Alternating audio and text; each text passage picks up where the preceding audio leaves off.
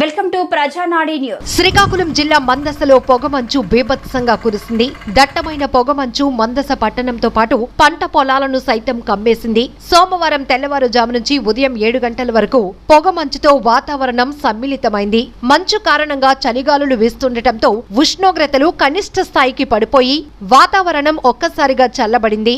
మందస బాలిగాం రహదారి, national highway రోడ్లలో రాకపోకలు సాగించిన వాహన చోదకులు మంచు కారణంగా ఎదురుగా వస్తున్న వాహనాలు పసిగట్టలేక కాస్త ఇబ్బందులకు గురయ్యారు. గత కొద్ది రోజులుగా తేనె మంచు కురిసిన కారణంగా వాణిజ్య పంటలైన జీడి మామిడికి పూత దశలోనే ఎదురుదెబ్బ తగిలి కొంతమేర నష్టం వాటిల్లినట్లు తెలుస్తోంది. మరలా పొగమంచు మందస పరిసర పల్లెల్లో దావానంలా వ్యాపించడంతో జీడి మామిడి రైతులు ఉసూరుమంటున్నారు. ఎప్పుడూ లేని విధంగా మంచు భారీగా కురుస్తున్న నేపథ్యంలో పూత దశలో ఉన్న జీడి మామిడి పంటలకు అపార నష్టం వాటిల్లుతుందని రైతులు ఆందోళనకు గురవుతున్నారు.